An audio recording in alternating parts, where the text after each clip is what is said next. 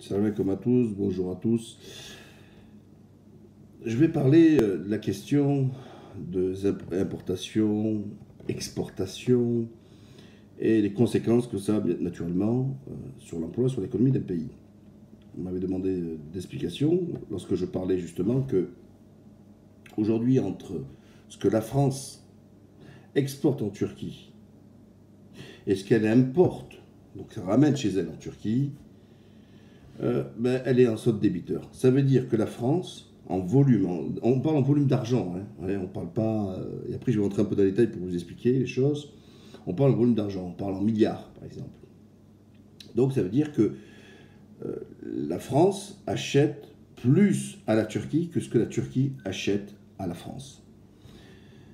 Déjà, première observation, ça veut dire que l'industrialisation, la capacité à exporter est meilleure en Turquie que la France, puisque le solde entre les deux pays est au bénéfice de la Turquie. Le bénéfice, c'est quand vous exportez plus, vous l'avez bien compris. La France, elle, dans les produits qu'elle cède, qu'elle vend à la Turquie, sont un peu tronqués, puisque on y compte bien sûr les Airbus. Vous avez vu le prix d'un avion, ce que ça coûte? Et Airbus, c'est un consortium européen, avec des Allemands, etc. Donc le steak qui revient au port de la France n'est pas global, notamment en termes d'emploi, puisque pas tout est fait en France. Voilà, les parties sont partagées. Et on est sur vraiment du... Bon, oui, ce sont des trucs un peu qui sont complètement lourds. La France, depuis quelques années, elle a perdu des millions d'emplois dans l'industrie, quand la Turquie les a gagnés.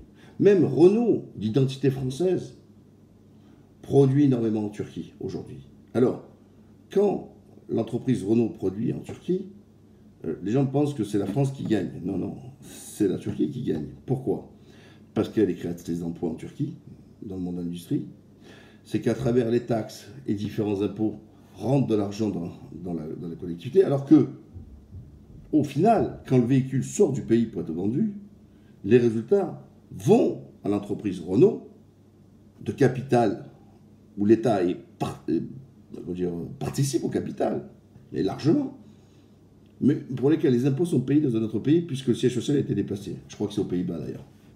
Bilan pour les Français, tout le monde dit Cocorico Renault est en Turquie, le monde des usines et tout. Bilan économique, zéro. Zéro pour la France, zéro pour les Français, zéro pour l'économie française. Donc quand je fais le parallèle et que la Turquie continue de battre des records d'exportation, certes, le fait qu'il y ait une dévaluation rend la Turquie plus compétitive. Donc ça veut dire que elle bat des parts de marché. Mais ça veut dire aussi c'est que sa qualité industrielle commence à payer. Mais aujourd'hui, elle est aussi dans l'agriculture, elle est aussi dans l'armement, etc. Imaginez-vous, dans un an ou deux, quand on va sortir la voiture turque, c'est-à-dire Made in Turkish. Je ne sais pas comment elle va s'appeler d'ailleurs. Et puis après, il y aura d'autres modèles. Rien qu'en consommation interne. Imaginez-vous, moi je vois des productions qui sont énormes, parce qu'ils sont très patriotes, les Turcs.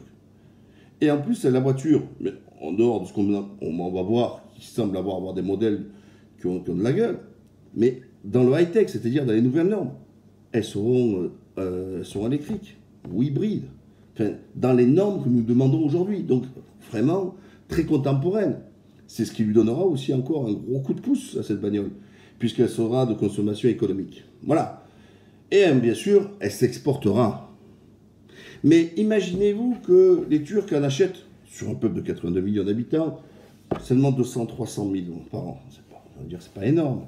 Mais 300 000, c'est 300 000 de voitures importées en moins en Turquie.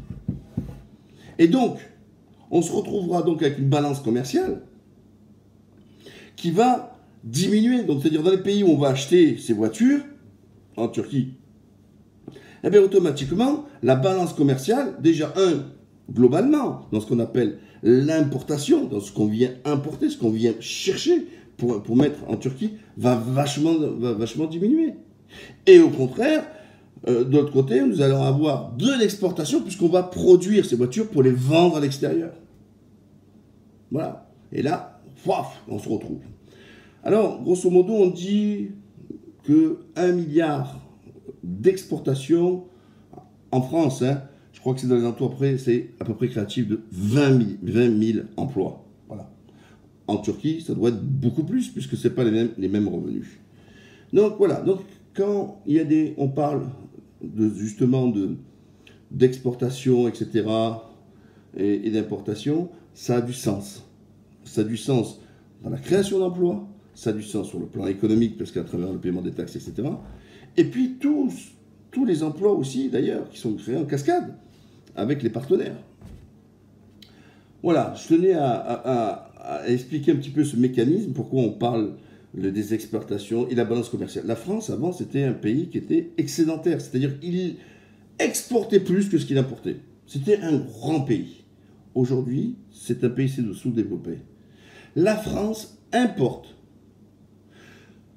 plus que ce qu'elle exporte. Et là, ce qu'on appelle la balance commerciale, c'est-à-dire entre ce qu'elle vend et ce qu'elle achète, le bilan est négatif, c'est-à-dire qu'elle achète plus. Et aux alentours de 60 milliards. Vous imaginez ce que c'est, 60 milliards. Mais, pas surprenant, le tissu industriel a été complètement démonté. Avant, par exemple, la France construisait même des télévisions, elle n'en construit plus. Voilà. Avant, elle construisait des robots ménagers, elle n'en construit plus. Elle construisait beaucoup plus de bagnoles, elle en construit moins, etc. Et je peux multiplier. Et que dire de l'agriculture, avec 2 millions d'emplois aussi perdus dans l'agriculture. Voilà, je viens de vous faire le schéma, et d'ailleurs, je fais le parallèle à la Turquie, qui, elle, développe encore ses emplois dans l'agriculture, une croissance énorme dans la vente dans l'agriculture, et on sait que dans un monde de 7 milliards et bientôt de 10 milliards, l'enjeu va être énorme sur l'alimentation. Il y aura 3 enjeux majeurs. Fruits et légumes, on voit les Chinois qui font des OPA sur des pays africains, donc l'agriculture, bien sûr, etc., parce qu'il faut nourrir tout ce monde. L'enjeu de l'eau, avec les sécheresses à droite à gauche, et puis avec le réchauffement climatique. Donc l'eau va devenir quelque chose de crucial. En France, on voit déjà les dégâts dans les endroits où on fait la restriction d'eau, on ne peut plus irriguer. Alhamdoulilah, la Turquie, elle a eu, elle, de son côté, la baraka de Dieu, puisqu'on est bourré d'eau de partout. Voilà. Hein. Et d'ailleurs, il y a un enjeu important. Vous voyez, quand les Irakiens, ce qu'ils appellent le Kurdistan irakien, qu'ils ont voulu faire les Marionnes, l'Euphrate est contrôlé par la Turquie, elle coupe l'eau. Hein. Donc ils ne vont pas boire du pétrole. Hein. Ils ont du pétrole, mais ils n'ont pas l'eau. Hein. L'eau, c'est un enjeu primordial. Et enfin, le troisième point, je l'ai oublié. Voilà, vous voyez, j'enregistre, je fais les vidéos comme si j'étais dans un direct. Peut-être il me reviendra. Mais enfin, voilà, on a quand même ces enjeux qui sont majeurs, qui sont l'agriculture, qui sont l'eau, l'énergie, pardon, l'énergie, voilà. Troisième, c'est l'énergie. On voit que le gaz, bientôt en fin d'année, on va ouvrir South Stream, c'est-à-dire que le gaz qui va passer en Turquie directement, acheté moins cher à la Russie, et en même temps, elle va toucher une commission sur l'alimentation, puisque la Turquie, grâce à South Stream, va permettre de transporter le gaz jusqu'en Europe. Il y en a aussi le pipeline avec l'Azerbaïdjan, etc. Donc en matière énergétique, il y a 3 centrales nucléaires qui sont en cours de construction, enfin 2 et une troisième en projet. Il y a eu plus de 2 milliards dans des éoliennes, donc l'énergie est prise au sérieux en Turquie. Les investissements dans les énergies renouvelables, voilà, il y a des villes qu'on choisit le voltaïque et tout ça, etc. Et ça marche, hein, le voltaïque ça marche très très bien. Donc l'énergie sera aussi au rendez-vous.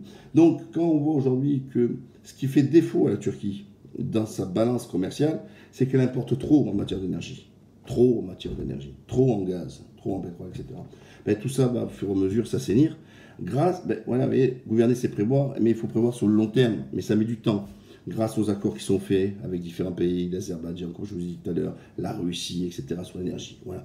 Et il ne faut pas oublier qu'il y a du gaz sur Chypre, là-bas, c'est pour ça qu'il y a des bastons qui se font là-dessus. Il y a du pétrole qu'on entraîne, donc il y a des bateaux, et puis il y a des entreprises qui recherchent même sur le plan terrestre. En Turquie, on devrait découvrir du pétrole et du gaz. Voilà. Alors là c'est jackpot. Voilà. La France, malheureusement, elle n'a pas de richesse naturelle. Hein. Oui, il y a la Guyane. Je sais qu'ils sont en train de chercher sur la Guyane. Je ne sais pas qu'est-ce qu'ils vont découvrir. Voilà. J'espère que vous avez bien compris qu'est-ce qu'était l'importation, l'exportation et l'importance de ce qu'on appelle la balance commerciale. Voilà les amis, je vous laisse. Salam alaikum, à la prochaine. Bonsoir.